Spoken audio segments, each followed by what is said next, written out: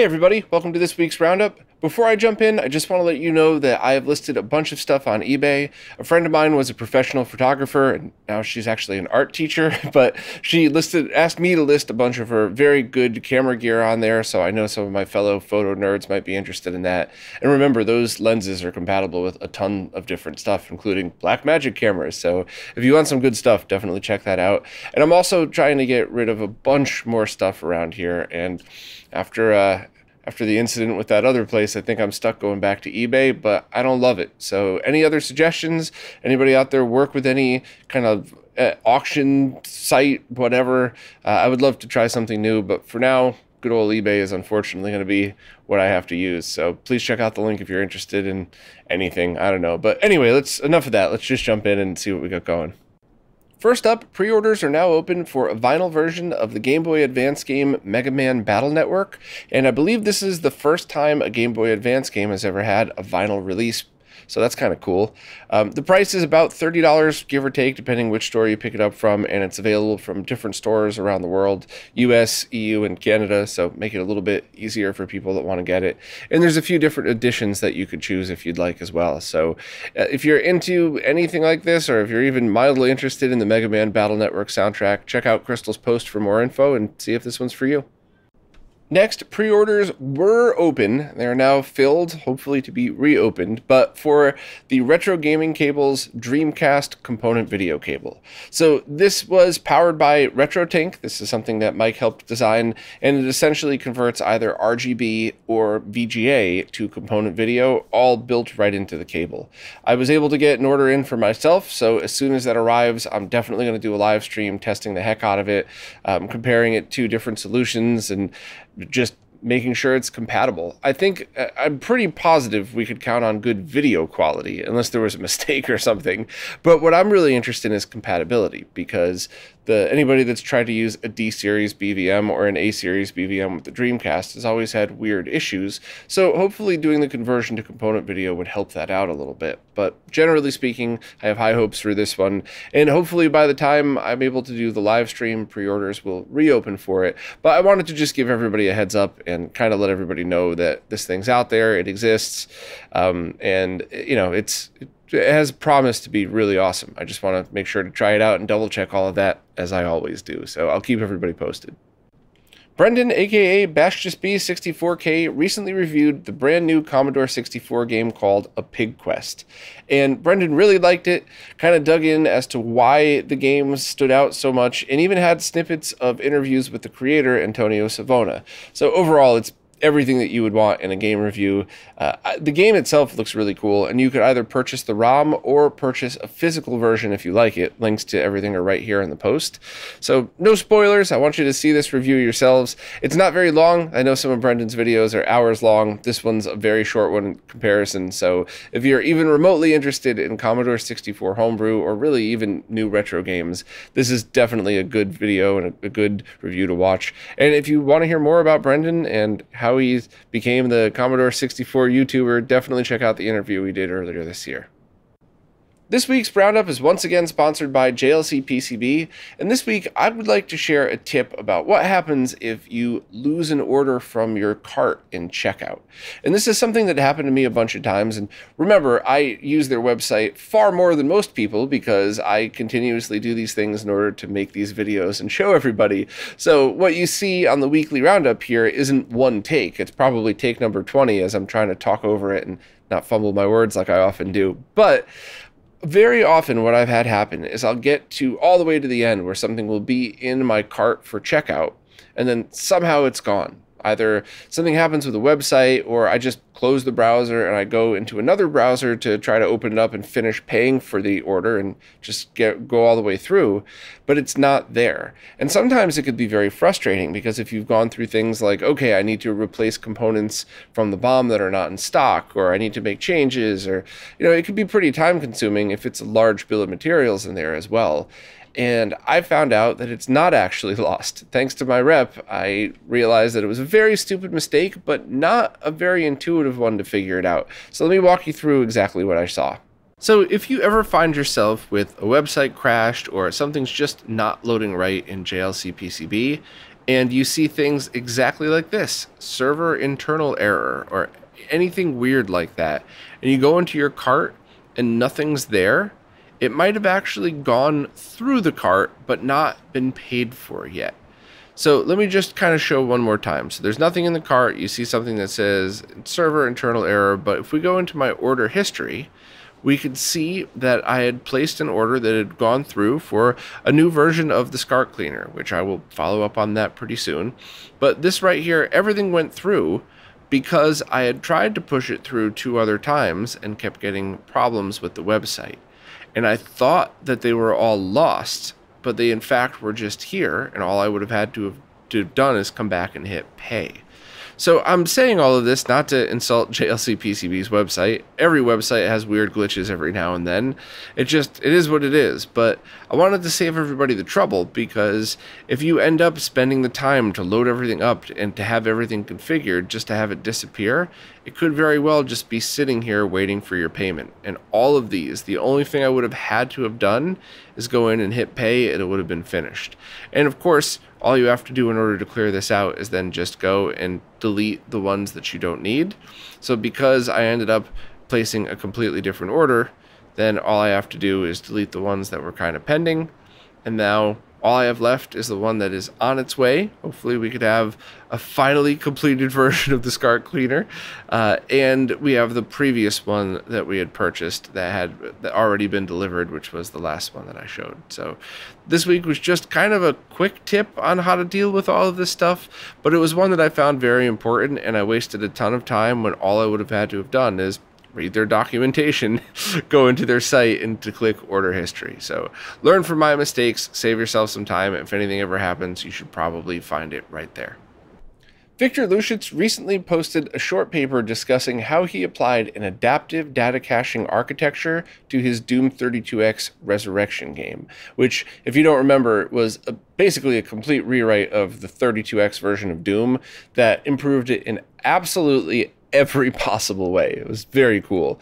And Vic went back and originally did one part talking about renderer coding and platform optimizations, and now this one talks about the different subjects as well. So if you're into coding, and especially if you're into doing any kind of homebrew for the 32X, which now that there's a Mr. Core, I really hope that there's a lot more people that kind of look into that platform and see what could be done. But I really recommend reading through these posts, because Vic goes into detail and really allows you to kind of see how this stuff works, and hopefully maybe this will result in more homebrew for the 32X. I certainly hope so. I'd love to see silly stuff like, you know, Outrun on the platform, because that was a scheduled release that got canceled. And imagine if the Saturn version got ported over with 60 FPS mode and no loading times. I know it's probably a lot of work for a game that you could play 10 different ways, including the original on Mr. But, you know, I like silly stuff like that. So we'll see. But anyway, thanks to Vic for always doing this. Pre-orders are now open for a new IEC-compatible 3.5-inch floppy drive. So this is a drive that would be used with retro computers that uses the IEC ports. If you're watching this on video, it's the 2 circular ports on the back. If not, if you don't know what an IEC port is, it's basically what you would use to connect your floppy drive to your Commodore 64 or something like that, or tons of different older PCs. And it's firmware updatable via a USB port. And just to be clear, this is not a USB floppy drive. The USB port is only for firmware updates and stuff like that. But you could also select from a dip switch on the bottom to have 16 different DOS kernels.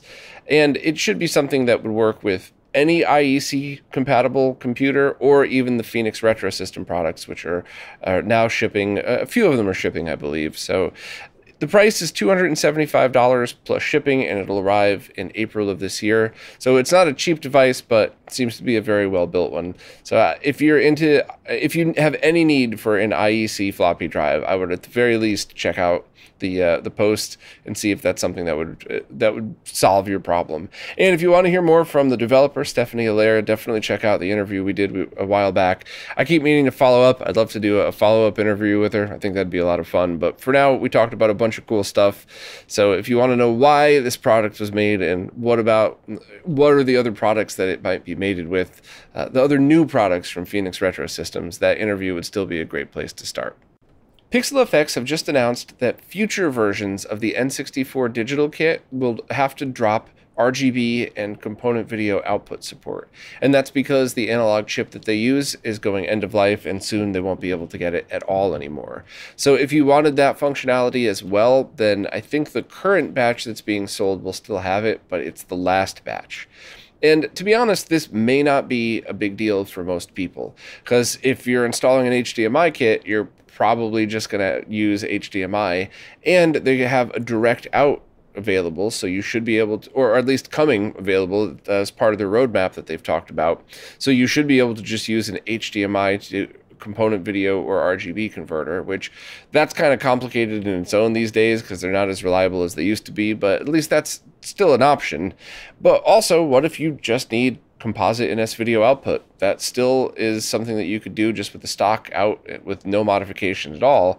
But also, older versions of the N64 can get RGB mods with a very easy mod to it. Or can get RGB output with a very easy mod. Later model N64s require the more advanced ones, and it's very complicated to install both. And it's not really something that, you know, it's not really worth the effort in most cases. However, the older ones, you could just drop one of those chips right over the bottom of the AV out, solder 4 wires to it, and you're pretty much done. It's one of the easiest mods you could do. So many people, so many eBay modders still screw that one up, but it is very easy. So with some patience or paying a local modder, you should be able to get that done.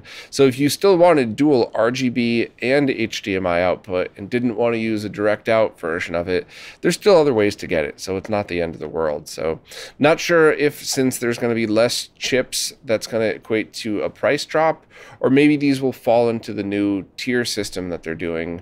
So I'm not really sure how that's going to work out, but I guess the bottom line is, if you wanted to get an N64 digital HDMI kit for your N64, but also have component video out through the multi-out port, then you're going to want to buy this batch, and that's the end of it from now on. Now it's time for this week's Mr. Updates, care of Lou from Lou's Retro Source. As usual, I'm going to skim through these, only adding thoughts when I really want to talk about stuff. But if you hear anything that interests you, please go check out Lou's video and subscribe to his channel.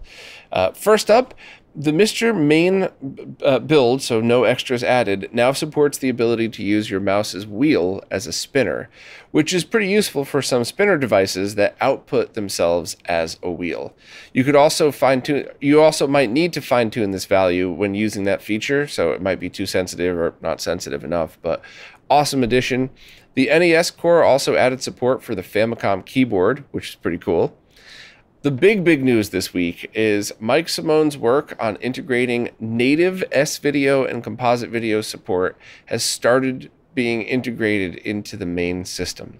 And this is a huge deal because now you could natively get composite and S-video out. So no more messing around with variable capacitors, which, you know, shout outs to everybody who worked on those projects. I still think a standalone RGB converter with a variable cap on it would be something that certainly wouldn't sell thousands, but people would definitely appreciate it. But this is the better way to do it. You're actually generating S-video and composite from the core, and all you need is a fairly cheap adapter that a few different stores is selling. I'm going to be picking up the one from Pork soon, which I believe is the exact same as the one that that Mike sent me. Just comes in a nice fancy case. But this is really great news, and you know, this is a big deal too, because this takes up a lot of space in each of the cores. So for Sorg to kind of come around and say, okay, we've waited, we've tested it, this really is worth it, so now I'm going to make the time to integrate it. That's awesome. Everybody wins. And I think it was, with all respect, I think it was done right. I think being cautious and slow about this stuff and not just changing the whole main build and framework around a new idea. I'm glad Sorg took his time with this one, but Mike Simone really proved that his work was solid, and this is great. So many cores already have the support in it. It's going to need to be added by original developers though, so not all stuff is going to be immediately have it, but I think they're going through and stuff's getting updated pretty quickly, so that's awesome. Next up, the Commodore 128 core has now been officially released. You could previously just get it through GitHub, but now just update your MR like normal. Hotego released betas for the New Zealand story, which was a pretty cool game that had some delays because there were some issues, but they're now out for all of Patreon subscribers to test, and as soon as they're stable enough, you'll see them as a public release. There's also a custom INI that allows you to name each of your profiles, and that's being tested in beta and it's coming soon. But this is something that was important for me because I immediately forget which of the profiles are which: main, alt 1, alt 2, etc. So now I could name them, 1080p, direct video, 480p, so you could see it right in the menu, and that's going to be pretty helpful. Next up, the schematics for the sound, CPU, ROM, and RAM portion of the Taito System SJ game board are now complete. So the developer Anton Gale will next work on the 4 Yamaha sound chips, and that will eventually get elevator action onto the platform. There's also been a whole bunch of miscellaneous and other updates, so if you want more info on this, once again, please subscribe to Lou's channel and check out his stuff, because there's no way we'd be able to keep up with all this Mr. News without him. Team Mitsuya has just released an English translation patch for the Sega Saturn game Tactics Ogre. And Team Mitsuya was also the team that worked on Castlevania Symphony of the Night, Link Liver Story, and even the other Quest Corporation title, Ogre Battle, The March of the Black Queen. So a tried and tested team of translators, and honestly, this is very cool, because anytime a whole other group of people can experience a game for the first time is really impressive. And I always have such thanks towards any team who really spends the time to do this. It's not only an English translation, but there's a whole bunch of quality of life changes that were made to the game as well, including unlocking a hidden option and a whole bunch of other stuff. So I don't want to sit here and read the post word for word and just kind of drone on.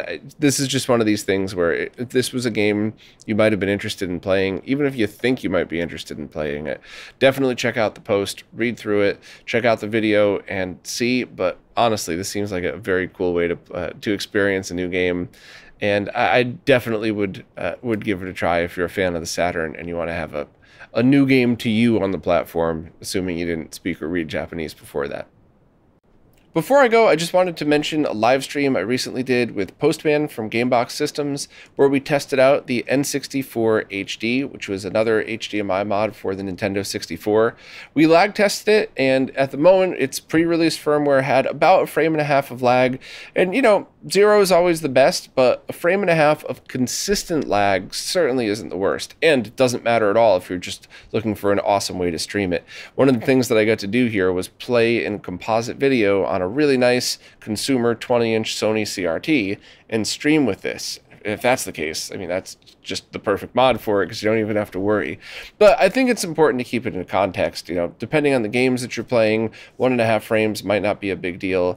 And 1.5 frames of consistent lag is way better than variable between half a frame and 3 frames, because at least you could try to compensate and time your moves. As long as you're using a low latency display, it shouldn't be that big a deal. The other thing that we were testing is the analog video output, which is still a little bit glitchy, but Postman's going to work on that before these are released. And we're going to be shipping stuff back and forth, so I'm basically sending him a whole box of stuff to test, so that way analog output will be working. And when I say analog output, what I mean is taking the HDMI out, setting that to 240p, and then that would allow you to use an HDMI to component converter. Or if you wanted to stream, you put it into an HDMI splitter. One goes into your capture card, and then you just need to compensate in OBS for the resolution. I've showed this many times in different videos. And then the other one, the other HDMI output, goes to your HDMI to component or RGB converter. So essentially, you could use this to drive a PVM or a consumer-grade CRT and stream at the same time, as long as you just do some fiddling with OBS to make sure to get the aspect ratio and the stretching correct. So it's a very cool mod. It's got a bunch of potential. I really liked it. I liked Postman a lot as well. So definitely keep your eyes open for this. I think pre-orders are still open, and I will probably follow up with a written post, maybe another live stream, I'm not sure, once the final firmware is done and we could confirm how the 240p output works and its compatibility. But overall, I thought this was pretty cool, and I like that there are more choices now for the N64, and this one may very well be just the perfect choice for a lot of people. So keep an open mind, research the options, and pick whichever's best for you. Well, that's it for this week. As always, thanks to everybody who watches, listens, plays nicely in the comments, and especially thank you to anybody who supports in any way, because it is you who is keeping all of this going. So thank you all so much. I really appreciate it, and I'll see you next week.